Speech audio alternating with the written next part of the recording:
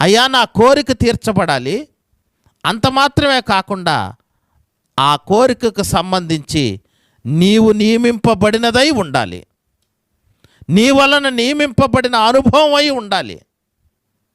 ఈ రోజున అనేక మంది జీవితాలలో దేవుడు నియమింపబడిన అనుభవం ఉంటే ఆ అనుభవం ప్రకారం కోరిక ఉండదు.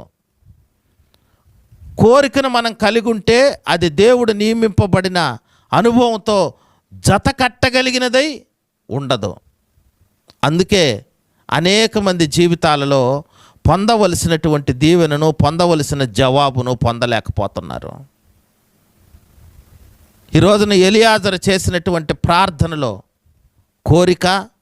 కోరికతో పాటు దేవునితో తనకు తన యజమానునికి ఉన్నటువంటి సత్సంబంధాన్ని వ్యక్తపరుస్తూ, ప్రభువా నీ చేత నియమింపబడినదై ఉండాలి